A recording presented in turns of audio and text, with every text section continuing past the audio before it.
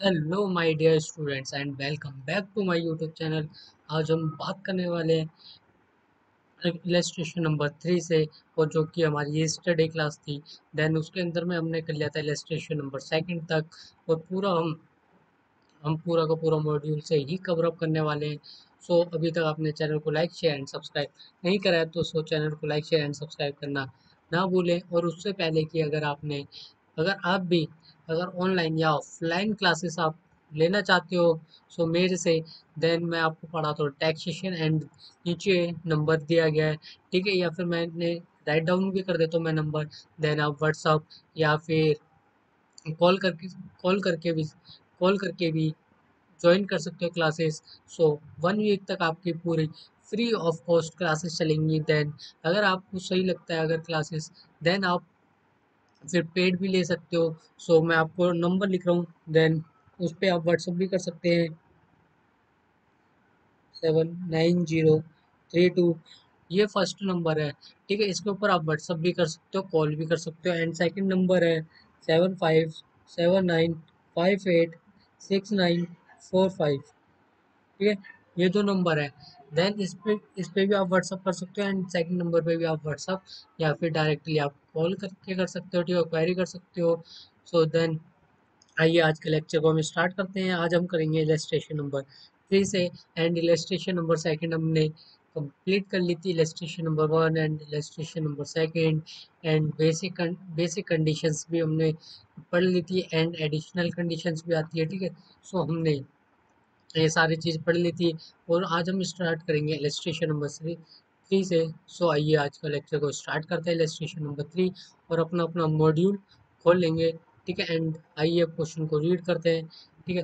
Question number illustration number 3, mister B R Canadian citizen comes to India, यानी कि जो कि कैनेडियन सिटीजन है, ठीक है। साथ में समरी भी बनाते हुए चलेंगे, ठीक है। कौन है कैनेडियन? कैनेडियन कौन है? कैनेडियन सिटीजन है, ठीक है। कैनेडियन सिटीजन वो क्या कर रहा है? वो कम्स इंडिया, यानी कि ये हो गया हमारा विजिट इंडिया वाला केस, ठीक है। विजिट इंडिया वाला केस है, ठीक है। उसका आगे रीड करेंगे। For the first time during the previous year 2020 to 21, during the financial year given है, ठीक है। कौन कौन सा गिवन है उसको राइट डाउन करेंगे, ठीक है। 20 टू 21 का फाइनेंशियल ईयर गिवन है, एंड नेक्स्ट गिवन है 21 टू 22 का फाइनेंशियल ईयर गिवन है, एंड 22 टू 23 का फाइनेंशियल ईयर गिवन है, और नेक्स्ट 23 टू 24 एंड 24 टू 25 का फाइनेंशियल ईयर क्वेश्चन में ही हमें गिवन है। सो एटिको उसका आगे रीड करते हैं, ठीक है। He was in India for 55 days, ठीक है। अब लिखते हुए चलेंगे, स्टार्टिंग में 55 डेज है 20 टू 21 में, ठीक है। 55 डेज का स्टे है इंडिया के अंदर में, एंड नेक्स्ट जो कि 21 टू 22 में है आपका 60 डेज का स्टे है, एंड नेक्स्ट में है आपका 90 डेज का स्टे है 22 टू 23 में, एंड 23 टू 24 के अंदर में स्टे है 150 डेज का, 150 डेज का स्टे, एंड नेक्स्ट है आपका 70 डेज का स्टे 24 टू 25 में। सो इन केसेस में, ठीक है, आपका स्टे है इंडिया के अंदर में, ठीक है। स्टे है इंडिया के अंदर, एक मिस्टर बी है, ठीक है। कौन है? कैनेडियन सिटीजन है, और वो विजिट इंडिया वाला केस है, यानी कि इंडिया के अंदर में कम्स टू इंडिया है, ठीक है। देन उसके में फाइनेंशियली गिवन थे 21 टू 21, एंड हमारे पास गिवन है स्टे इन इंडिया, ठीक है, कितने डेज का स्टे इन इंडिया है, एंड हमें रेसिडेंशियल स्टेटस फाइंड आउट करना है, और असेसमेंट ईयर गिवन है हमारे पास 25 टू 26 का।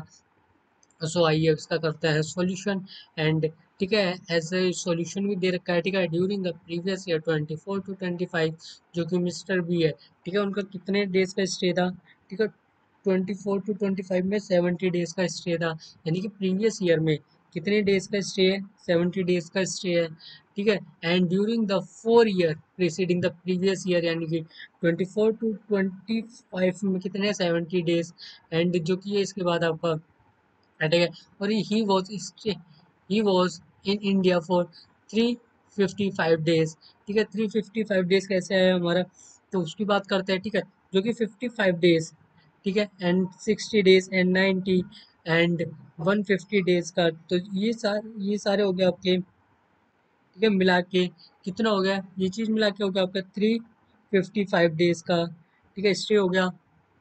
इन सबको अगर टोटल करेंगे, ठीक है, जो कि ये आपका, फिर से रिपीट कर रहा हूँ, जो कि आपका गिवन है, ठीक है, जो कि फाइनेंशियल ईयर है, 20 to 21 में 55 डेज, एंड 21 to 22 में 60 डेज, एंड 22 to 23 में 90 डेज, एंड 23 to 24 में 150 डेज, ठीक है, इन चारों का ही इस पे हमारा काउंट हुआ है, तो आएगा हमारा 355 डेज का आएगा हमारा, ठीक है, स्टे इन इंडिया वाला केस। सो जो कि बात करते हैं, जो कि बेसिक कंडीशन है, जो बेसिक कंडीशंस में हमारी कोई भी कंडीशन को सेटिस्फाइड नहीं करती, ठीक है, जो कि फर्स्ट कंडीशन क्या की बोलती है, फर्स्ट कंडीशन कहती है immediately preceding the previous year में कितने डेज का स्टे होना चाहिए, 182 डेज और मोर का स्टे इन इंडिया होना चाहिए, ठीक है, क्या होना चाहिए, स्टे इन इंडिया होना चाहिए, ठीक है। और इसके बाद जो कि हमारी सेकंड कंडीशन की बात करते हैं, ठीक है, सेकंड कंडीशन, ठीक है, तो जो फर्स्ट कंडीशन है वो तो वो थी 182 डेज और मोर वाली,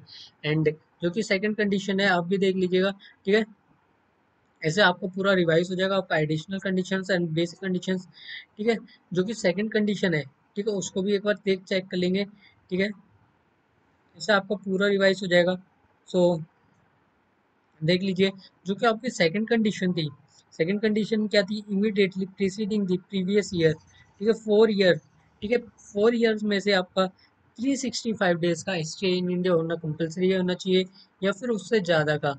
और सेकंड था आपका प्रीवियस ईयर में एटलीस्ट 60 ईयर्स, 60 डेज का आपका स्टे होना कंपलसरी है। आइए अपने टॉपिक्स की तरफ चलते हैं अब दोबारा।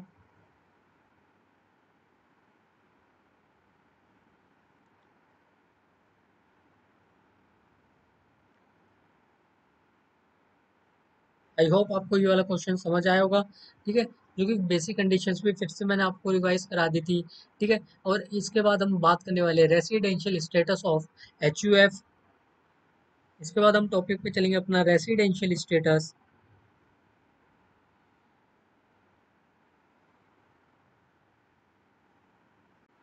Residential residential status of HUF, ठीक है। इससे पहले हमने किसकी बात करी थी, इससे पहले बात करी थी हमने इंडिविजुअल के केसेस में, ठीक है, इंडिविजुअल के केसेस में हम क्या निकालते थे, हम क्या चेक करते थे कि हमारा पर्सन रेसिडेंट है या फिर नॉन रेसिडेंट है, ठीक है, ये चीज तो चेकआउट करते थे, एक चीज और साथ में चेकआउट करते थे एडिशनल कंडीशन से, वो करते थे हमारा ऑर्डिनली रेसिडेंट है या हमारा नॉट ऑर्डिनली रेसिडेंट है। सो इसी केस में, इस केस में आता है वो आपका रेसिडेंशियल स्टेटस ऑफ HUF के केसेस में आता है आपका कंट्रोल एंड मैनेजमेंट, उसके ऊपर आपका डिपेंड करता है। अगर कंट्रोल एंड मैनेजमेंट आपका फुल्ली या फिर कोई भी पार्टली अगर इंडिया का होगा, ठीक है, देन क्या कहेंगे, या हमारा नॉन रेसिडेंट होगा या फिर हमारा रेसिडेंट होगा, उसकी बात करेंगे। सो आइए राइट डाउन राइट डाउन करेंगे, लिखेंगे रेसिडेंट, ठीक है, हम अगर हमारा जो HUF है कब वो हमारा रेसिडेंट होगा, देन उसकी बात कर रहे हैं, ठीक है, जो कि आएगा HUF would be resident in India, would be resident in India, resident in India, if the control and management and management and management of its affairs affairs is is situated situated wholly or or partly partly in India, ठीक है, क्या कह रहा है, अगर हमारा HUF कब resident होगा, जब उसका कंट्रोल एंड मैनेजमेंट ये या फिर उसके अफेयर्स, ठीक है, कंट्रोल एंड मैनेजमेंट, ठीक है, अफेयर्स, ठीक है, फुल्ली, ठीक है, इंडिया में सिचुएटेड होंगे या फिर पार्टली इंडिया के अंदर में सिचुएटेड होंगे, तब क्या माना जाएगा, HUF हमारा रेसिडेंट माना जाएगा। और नॉन रेसिडेंट का माना जाएगा जिसके कि अफेयर्स अगर हमारे आउटसाइड इंडिया होंगे, ठीक है, कंट्रोल एंड मैनेजमेंट के अफेयर्स सारे जो कि फुल्ली हो, या फिर हमारा, ठीक है, फुल्ली अगर हमारे आउटसाइड इंडिया होगा तो क्या माना जाएगा, वो हमारा HUF नॉन रेसिडेंट माना जाएगा। ठीक है, लिखेंगे नीचे नॉन रेसिडेंट का, नॉन रेसिडेंट, नॉन रेसिडेंट कम माना जाएगा हमारा HUF। ठीक है, कम माना जाएगा if the end management control and management control and management of the of the affairs of the affairs is situated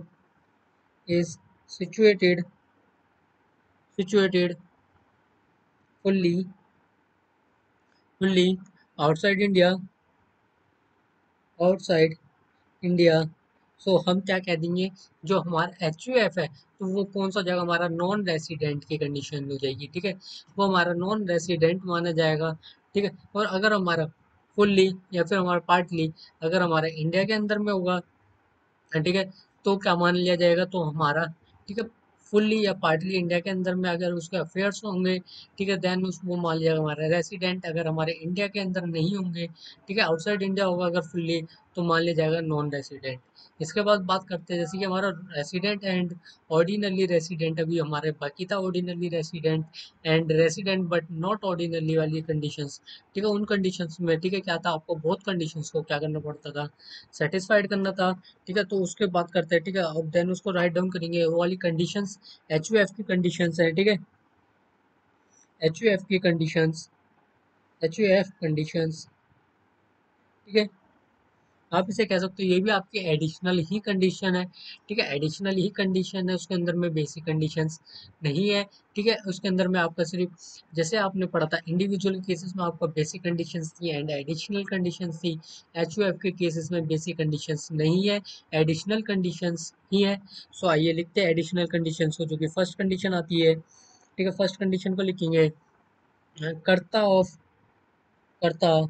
और HUF के केसेस में, जो कि आपका जो भी कह सकते हो आप, जो भी वर्कर होगा, सॉरी, जो भी आपका CEO होता है, ठीक है, जो कि या फिर मैनेजमेंट होता है, ठीक है, देन उसको क्या करता है, जो कि हमारा कर्ता होता है। ठीक है, कर्ता ऑफ रेसिडेंट, कर्ता ऑफ रेसिडेंट, कर्ता of resident, HUF should be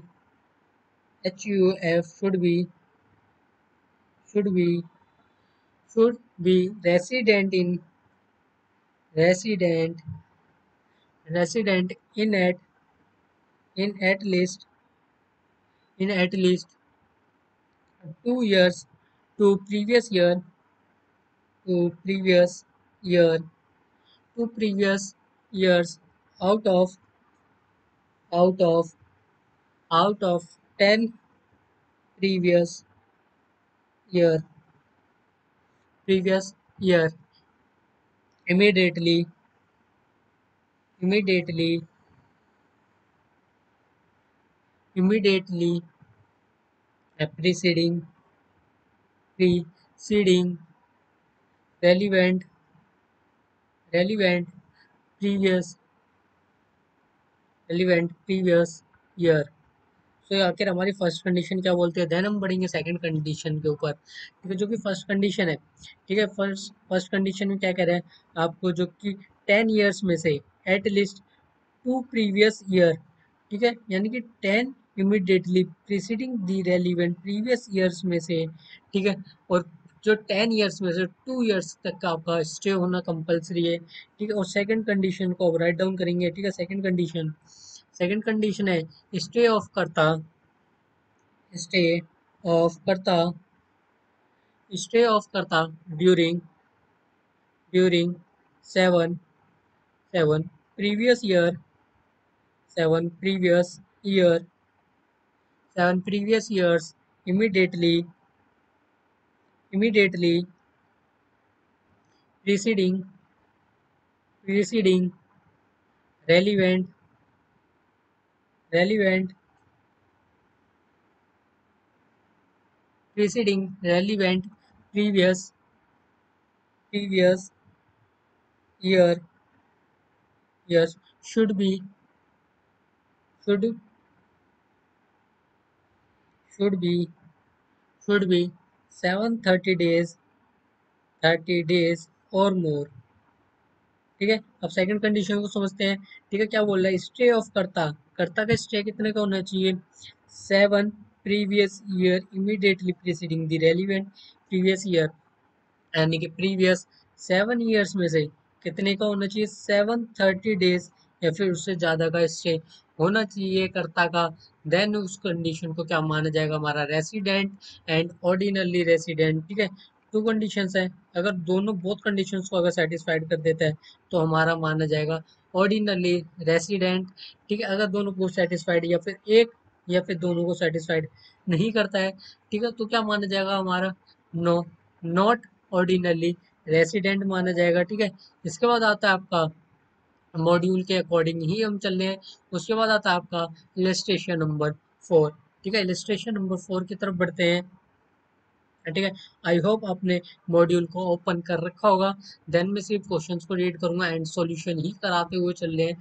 ठीक है, सो और अभी तक आपने चैनल को लाइक शेयर एंड सब्सक्राइब नहीं किया है तो चैनल को लाइक शेयर एंड सब्सक्राइब करना ना भूलें।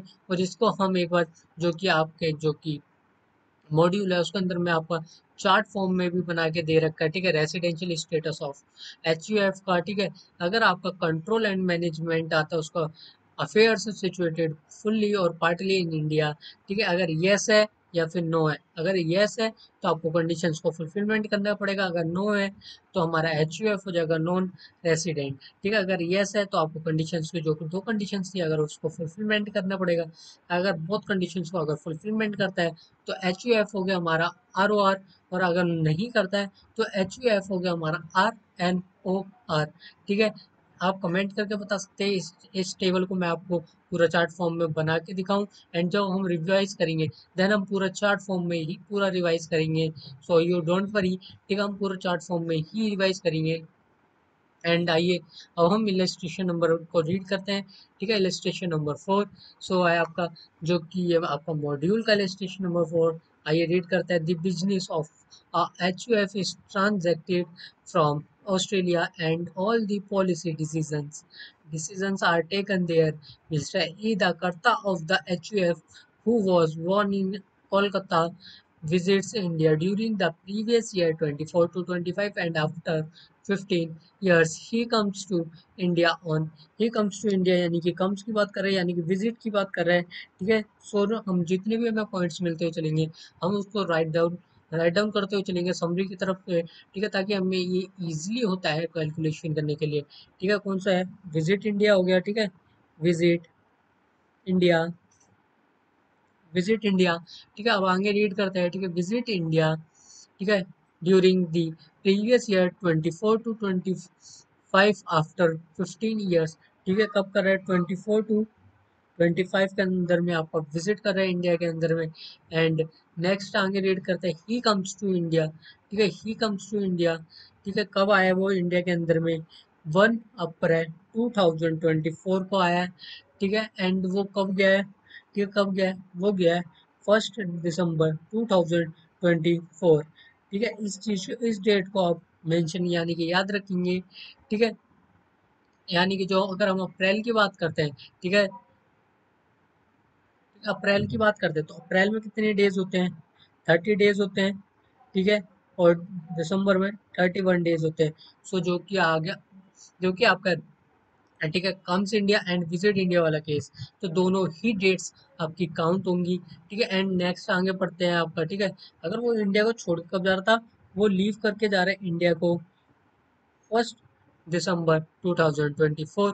और डिटरमाइन करना है आपको रेसिडेंशियल स्टेटस मिस्टर ई का, and HUF for assessment year given है। ठीक है, असेसमेंट ईयर है।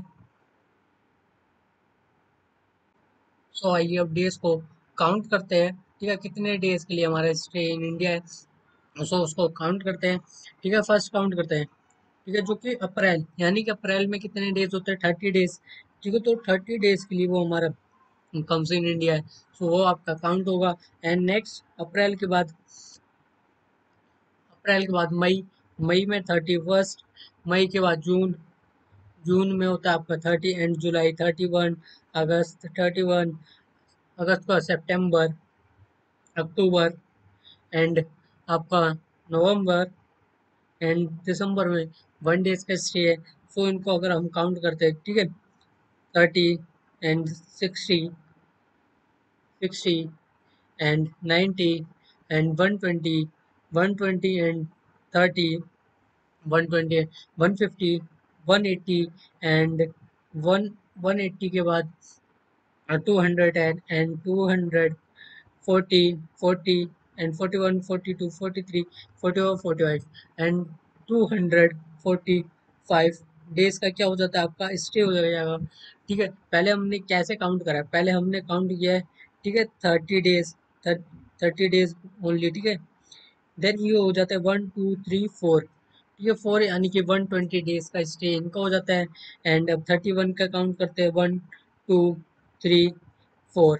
अगर हम इन टोटल काउंट कर लेते हैं, 1 2 3 4 5 6 7 8, 8 यानी कि 3 8 जो 24 यानी कि 240, ठीक है, और उसके बाद इसमें 241, 242, 243, 244 एंड लास्ट में 245 डेज। ठीक है, हमने इसे ऐसे ही जल्दी से काउंट कर लिया है।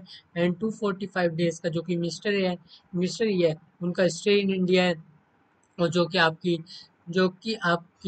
ठीक है, कम्स टू इंडिया, जो कि after 15 years he does not satisfied the condition for the being ordinarily resident वाली कंडीशंस को फुलफिलमेंट नहीं कर सका है। सो ये इस केस में आपको हो जाएगा, ठीक है, इस केस में हो जाएगा आपको नॉन रेसिडेंट। ये था आपका इलस्ट्रेशन नंबर 4। एंड आगे चलते हैं, ठीक है, आपको चार्ट मैंने पूरा रिवाइज कर दिया है। And firm AOP and BOI, ठीक है, इसको या फिर ऑरली समझा दे या फिर नोट्स बना दे, आप इसमें कमेंट करके बता सकते हैं। ठीक है, बाकी हम इसके आगे पढ़ेंगे नेक्स्ट क्लासेस में, हम पूरा कंप्लीट कर देंगे। ठीक है, वो हमारा छोटा सा ही रह गया। ठीक है, देन उसके बाद हम बात करेंगे स्कोप की बात हम करने आगे बढ़ जाएंगे फिर स्कोप की तरफ। ठीक है, हमारा रेसिडेंशियल स्टेटस, इसके बाद हमारा एंड करा देंगे हम नेक्स्ट क्लासेस में। तब तक के लिए take care and bye bye and जय हिंद। हम मिलते हैं नेक्स्ट वीडियो में।